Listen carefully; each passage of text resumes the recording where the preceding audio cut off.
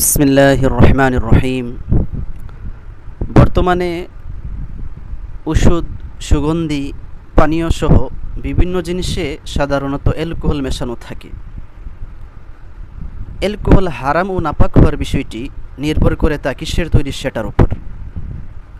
আঙ্গুর, খেজুর ও কিশমিশের তৈরি মদ যে হারাম ও নাপাক তাতে কারো দ্বিমত নেই, কিন্তু গম, মধু ও বিভিন্ন শস্যদানা দিয়ে তৈরি পানীয়র হুকুমের ব্যাপারে মতানৈক্য রয়েছে।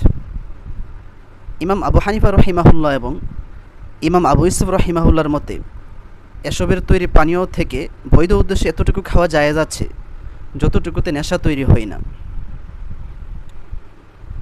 অ্যালকোহল এবং স্পিরিটের ব্যাপারে আকাবির উলামা দেওবন্দের মধ্য থেকে হযরত থানবী রহিমাহুল্লাহর সুস্পষ্ট ফতোয়া রয়েছে।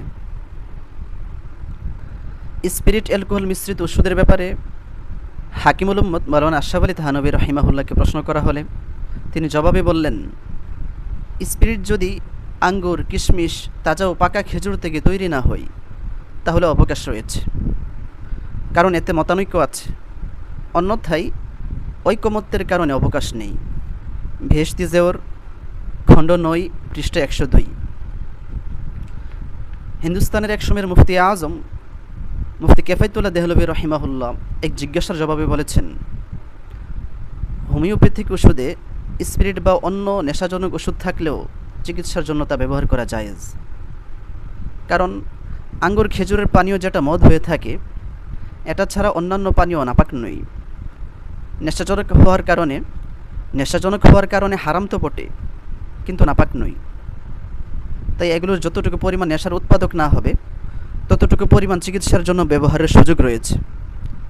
কিফায়াতুল মুফতি, খণ্ড ৪, পৃষ্ঠা ১৪২।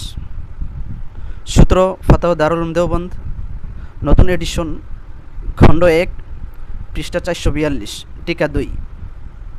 উল্লিখিত টিকায় দারুল উলুম দেওবন্দের সাবেক সদর মুদাররিস ও শাইখুল হাদিস মুফতি সাঈদ আহমদ পালনপুরি রহিমাহুল্লাহ আরও যুক্ত করেছেন, এখনকার অনুসন্ধান হলো স্পিরিট কেমিক্যাল থেকে বানানো হয়, মদ থেকে নয়।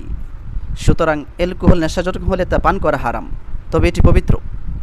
অ্যালকোহল শরীরে ব্যবহার করলে শরীর ধোয়া জরুরি নয়। আতর ও ওষুধে মেশালেও আতর ইত্যাদি পবিত্র থাকবে। হযরতুল উস্তাজ মুফতি সাঈদ আহমদ পালনপুরি রহিমাহুল্লাহর একটি আলোচনায় শুনেছিলাম, তিনি খুব দৃঢ়তার সাথে বলছিলেন, আরবের একজন শেখ যেসব কারখানায় অ্যালকোহল তৈরি হয় এমন ২০ থেকে ৩০টি কারখানা তিনি নিজে ঘুরে ঘুরে দেখেছেন। যাচাই করে তিনি সিদ্ধান্ত দিয়েছেন যে বর্তমানে যেসব ওষুধে, ড্রিঙ্ক এবং আতরে অ্যালকোহল মিশানো হয় এগুলো খেজুর এবং আঙ্গুর থেকে তৈরি নয়, বরং অন্যান্য উপাদান, শস্যদানা, গম, যব, মধু ইত্যাদি থেকে তৈরি হয়ে থাকে। এ ব্যাপারে মুফতি তাকি উসমানী হাফিজাহুল্লাহ গবেষণা করেছেন। মুফতি তাকি উসমানী হাফিজাহুল্লাহ লিখেছেন, বর্তমানে নেশাজনক অ্যালকোহল অধিকাংশ ওষুধে এবং বিভিন্ন রাসায়নিক কাজে ব্যবহৃত হচ্ছে। আধুনিক অনেক শিল্প কারখানা এছাড়া চলতে পারে না। এগুলোর ব্যবহার ব্যাপকভাবে ছড়িয়ে পড়েছে, এসবের প্রয়োজন বেড়ে গেছে। এ ব্যাপারে আবু হানিফা রহিমাহুল্লাহর মতানুযায়ী ফয়সালা দেওয়া সহজ, কারণ এগুলো যদি আঙ্গুরের কাঁচা রস থেকে তৈরি না হয় তাহলে তার নিকট এসবের ক্রয় বিক্রয় হারাম নয়। আমার অনুসন্ধানে দেখা গেছে বর্তমানের অধিকাংশ অ্যালকোহল আঙ্গুর থেকে নয়, অন্যান্য উপাদান থেকে তৈরি হয়। এই বিষয়ে আমি 1950 সালে মুদ্রিত ব্রিটানিকা বিশ্বকোষ ঘেঁটে একটি তালিকা পেয়েছি। সেখানে উল্লেখ রয়েছে এসব অ্যালকোহল তৈরি হয় মধু, গুড়, গম, যব, রাই, আনারস, সালফেট এবং সালফার জাতীয় উপাদান দিয়ে। ওইখানে আঙ্গুর ও খেজুরের কোনো উল্লেখ ছিল না। অতএব সার কথা হলো, এসব অ্যালকোহল আঙ্গুর ও খেজুর থেকে তৈরি না হলে ইমাম আবু হানিফা এবং তার ছাত্রদ্বয়ের অর্থাৎ কাজী আবু ইউসুফ এবং মোহাম্মদ রহিমাহুমুল্লাহর সম্মিলিত সিদ্ধান্ত অনুযায়ী এগুলো রাসায়নিক উদ্দেশ্যে বিক্রি করা জায়েজ। আর যদি খেজুর ও আঙ্গুরের রস রান্না করে তৈরি করা হয় তাহলেও আবু হানিফা রহিমাহুল্লাহর মতে বৈধ, যদিও তার ছাত্রদ্বয় ভিন্নমত পোষণ করেন। অবশ্য আঙ্গুরের কাঁচা রস থেকে তৈরি করে থাকলে সবার নিকটই তা বিক্রি করা হারাম। বাহ্যিকভাবে দেখা যাচ্ছে অধিকাংশ অ্যালকোহল আঙ্গুর ও খেজুর থেকে তৈরি হয় না, তাই হানাফি সব উলামার মতে বৈধ উদ্দেশ্যে এগুলোর বিক্রি জায়েজ হওয়া উচিত। তাকমিলা ফতুল মুলহিম খণ্ড 7 পৃষ্ঠা 515-16। তাকমিলার আরেক জায়গায় তিনি বিশ্লেষণধর্মী আলোচনা শেষে লিখেছেন, এখান থেকে বর্তমানে ব্যাপকভাবে ছড়িয়ে পড়া মদ সদৃশ অ্যালকোহলের হুকুম স্পষ্ট হয়ে যায়, কারণ এগুলো প্রচুর ওষুধ, সুগন্ধি এবং অন্যান্য যৌগিক পদার্থে ব্যবহার হচ্ছে।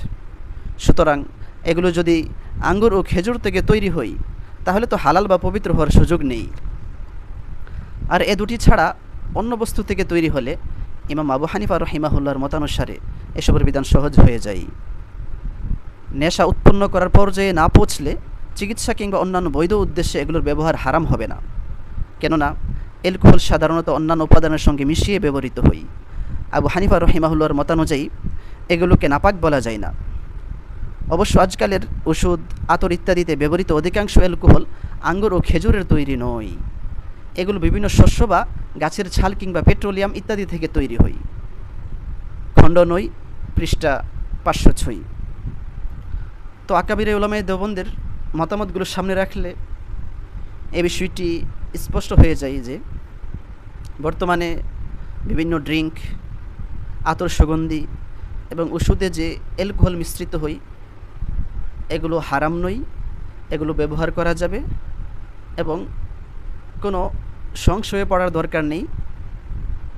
আল্লাহ তাআলা আমাদেরকে শরীয়তের সকল বিষয় জেনে শুনে মানার তৌফিক দান করুন।